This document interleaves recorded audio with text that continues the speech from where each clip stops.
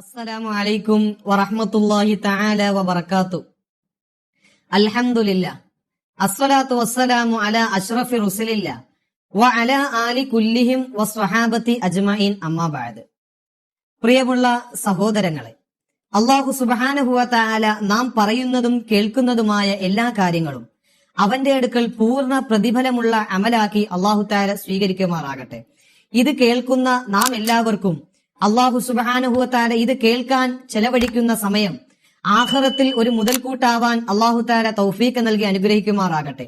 നമ്മുടെ ജീവിതത്തിലെ പ്രതിസന്ധികളും പ്രശ്നങ്ങളും എല്ലാം നാമിനെ അലട്ടുന്ന എന്തെല്ലാം പ്രശ്നങ്ങളുണ്ടോ, നമ്മുടെ കുടുംബത്തിൽ, നമ്മുടെ മക്കളിൽ, നമ്മുടെ ഭർത്താക്കന്മാരിൽ, അവരുടെ ബിസിനസ്സുകളിൽ അലട്ടുന്ന എല്ലാ പ്രശ്നങ്ങൾക്കും ബദരീങ്ങളുടെ ബറക്കത്ത് കൊണ്ട് അല്ലാഹു സുബ്ഹാനഹു വ തആല പൂർണ്ണ പരിഹാരം നൽകി അനുഗ്രഹിക്കട്ടെ എന്ന് ആമുഖമായി ഇത് വീക്ഷിക്കുന്ന, ഇത് ശ്രവിക്കുന്ന എല്ലാവർക്കും വേണ്ടി ദുആ ചെയ്യുകയാണ്. അൽഹംദുലില്ലാ, ഇന്ന് ഒരു പ്രത്യേകതരം വിഷയത്തെക്കുറിച്ചാണ് നിങ്ങളുടെ മുമ്പിൽ അവതരിപ്പിക്കാൻ ഉദ്ദേശിക്കുന്നത്. ഇത് ജീവിതത്തിൽ പകർത്തിയാൽ ഉണ്ടാകുന്ന ഒരു നേട്ടം ആദ്യമായി ഓർമ്മപ്പെടുത്തുകയാണ്. ഒരു മനുഷ്യൻ ആഗ്രഹിക്കാത്ത ഏറ്റവും വലിയ കാര്യമാണ് മരണം വരെയും പ്രതിസന്ധികളില്ലാതെ, അല്ലലില്ലാതെ, അലട്ടലില്ലാതെ ഒരു വിഷമകരമല്ലാത്ത സുന്ദരമായ ഒരു ജീവിതം ആരാണ് സ്വപ്നം കാണാത്തത്? എല്ലാവരുടെയും ഏറ്റവും വലിയ ആഗ്രഹമാണ് സന്തോഷത്തോടെ മരണം വരെയും പ്രതിസന്ധികളില്ലാതെ സന്തോഷപൂർണമായ ഒരു ജീവിതം എല്ലാവരും ആഗ്രഹിക്കുന്ന ഒരു വലിയ സ്വപ്നമാണ്. അതിൽ ഏറ്റവും കൂടുതൽ ആഗ്രഹിക്കുന്ന നമ്മുടെ സഹോദരിമാരാണ്. ഭർത്താക്കന്മാർക്ക് പ്രശ്നങ്ങളില്ലാതെ, മക്കൾക്ക് പ്രശ്നങ്ങളില്ലാതെ, കുടുംബത്തിൽ പ്രശ്നങ്ങളില്ലാതെ സന്തോഷപൂർണമായ ഒരു ജീവിതം ആഗ്രഹിക്കുന്നവരാണ് നമ്മുടെ യുവതീ യുവാക്കൾ. അത്തരത്തിൽ സന്തോഷകരമായ ജീവിതം കിട്ടാൻ എന്ത് ചെയ്യണം? സന്തോഷകരമായ ഒരു ജീവിതം കിട്ടാൻ നാം എന്താണ് ചെയ്യേണ്ടത്? ജീവിതത്തിൽ മരണ അവസാനം വരെയും ദാരിദ്ര്യമില്ലാതെ ജീവിക്കാൻ നാം എന്ത് ചെയ്യണം? ആ ഒരു ചെറിയ ടിപ്സിനെ കുറിച്ചാണ് ഇത്തരത്തിൽ നിങ്ങളോട് പങ്കുവെക്കുന്നത്. ആദ്യം മഹത്തുക്കളാകുന്ന മഹാരഥന്മാര് പറയുന്നു, ഇത് പറയുന്നത് സആദത്തുദ്ദാറൈൻ എന്ന് പറയുന്ന യൂസുഫ് നബഹാനി റളിയല്ലാഹു അൻഹുവിന്റെ പ്രസിദ്ധമായ ഒരു കിതാബിൽ പറയുന്ന ഒരു കാര്യമാണ്. ആധികാരികമായ കാര്യമാണ് നമ്മളിവിടെ ചർച്ച ചെയ്യപ്പെടുന്നത്.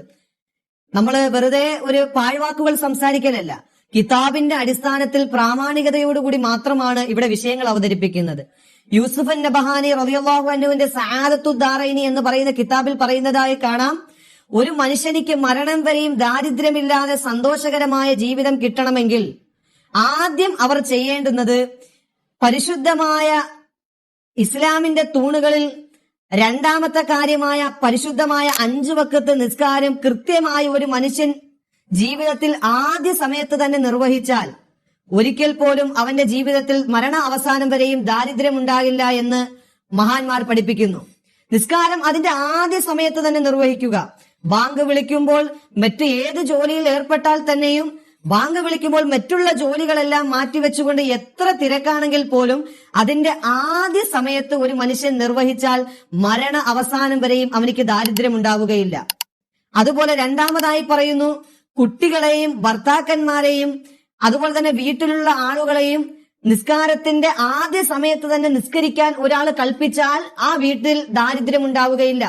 മക്കൾ കിടന്നുറങ്ങുമ്പോൾ ലോഹറിന്റെ സമയത്തായാലും സുബഹി നിസ്കാരത്തിനായാലും അസറിന്റെ സമയത്തായാലും ഈ സമയത്തൊക്കെ കുട്ടികൾ കിടന്നുറങ്ങുമ്പോൾ ആദ്യ സമയത്ത് തന്നെ പള്ളിയിൽ പോയി നിസ്കരിക്കാൻ ഭർത്താക്കന്മാരോട് കൽപ്പിക്കുകയും സ്ത്രീകളോട് ആദ്യ സമയത്ത് തന്നെ നിസ്കരിക്കാൻ ഭർത്താവ് അങ്ങോട്ട് കൽപ്പിക്കുകയും ചെയ്താൽ ആ വീട്ടിൽ ഒരിക്കലും ദാരിദ്ര്യം ഉണ്ടാവുകയില്ല. കാരണം നിസ്കാരത്തിന്റെ ആദ്യ സമയത്താണ് അല്ലാഹു സുബ്ഹാനഹു വ തആല റിസ്ഖിനെ ഓഹരിക്കുന്നത്, ഭക്ഷണത്തെ ഓഹരിക്കുന്നത് ആദ്യ സമയത്താണ്.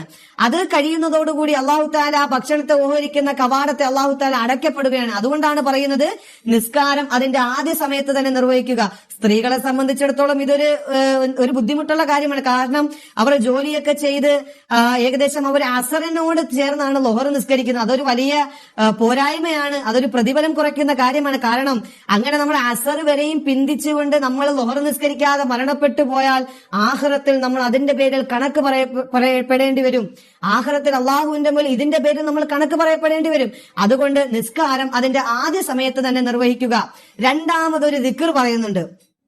രണ്ടാമത് നമ്മൾ ചെയ്യേണ്ടുന്ന ഒരു ദിക്റാണ്. അത് നമുക്ക് എല്ലാവർക്കും അറിയാവുന്ന ഒരു കാര്യമാണ്.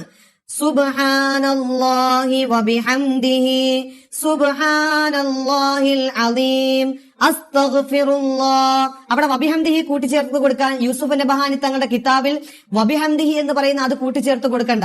വബിഹംദിഹി ഇല്ലാതെ അസ്തഗ്ഫിറുല്ലാഹ് മാത്രം പറയുക. അപ്പൊ എങ്ങനെയാണ്? സുബ്ഹാനല്ലാഹി വബിഹംദിഹി സുബ്ഹാനല്ലാഹിൽ അസീം അസ്തഗ്ഫിറുല്ലാഹ്. ഇത് സുബഹിയുടെ സുന്നത്ത് നിസ്കാരത്തിന് ശേഷം 100 പ്രാവശ്യം ഒരാള് ചെല്ലുകയാണെന്നുണ്ടെങ്കിൽ അവന്റെ ജീവിതത്തിൽ മരണ അവസാനം വരെയും ഇതവൻ നിലനിർത്തിയാൽ അവന്റെ ജീവിതത്തിൽ ഒരിക്കലും ദാരിദ്ര്യം ഉണ്ടാവുകയില്ല. സന്തോഷകരമായ ജീവിതം, ഹാപ്പിനെസ് ഉള്ള ജീവിതം, വളരെ രസകരമായ ജീവിതം, പ്രതിസന്ധികളില്ലാത്ത ജീവിതം അള്ളാഹു അവന് കൊടുക്കുകയാണ്. എന്തൊരു നല്ല ദിക്റാണ്. എല്ലാവർക്കും അറിയാവുന്ന ദിക്റാണ്. സഹോദരിമാർക്ക് എല്ലാവർക്കും അറിയാവുന്ന ദിക്റാണ്. സുബ്ഹാനല്ലാഹി വബിഹംദിഹി സുബ്ഹാനല്ലാഹിൽ അസീം അസ്തഗ്ഫിറുല്ലാഹ്. ഇതൊരു സ്ത്രീ അല്ലെങ്കിൽ ഒരു യുവാവ് സുബഹിയുടെ സുന്നത്ത് നിസ്കാരത്തിന് ശേഷം ആ ഇരിപ്പിൽ തന്നെ 100 പ്രാവശ്യം ചെല്ലുകയാണെന്നുണ്ടെങ്കിൽ എല്ലാ പ്രശ്നങ്ങൾക്കും പരിഹാരമാണ്. റിസ്ക് അല്ലാഹു തആല അവൻ ഒരിക്കലും മുട്ടിക്കുകയില്ല. അത്തരത്തിൽ ഇത് ജീവിതത്തിൽ നിലനിർത്താൻ അല്ലാഹു തആല തൗഫീഖ് നൽകി അനുഗ്രഹിക്കുമാറാകട്ടെ. മരണ അവസാനം വരെയും ദാരിദ്ര്യമില്ലാതെ സന്തോഷകരമായ ജീവിതം ഇത് കേൾക്കുന്നവർക്കും ഇതനുസരിച്ച് പ്രവർത്തിക്കുന്നവർക്കും അല്ലാഹു തആല നൽകി അനുഗ്രഹിക്കുമാറാകട്ടെ എന്ന് മാത്രം പറഞ്ഞുകൊണ്ട് ഉസീക്കും ബിദ്ദുആ. അസ്സലാമു അലൈക്കും വറഹ്മത്തുള്ളാഹി തആല വബറകാതുഹു.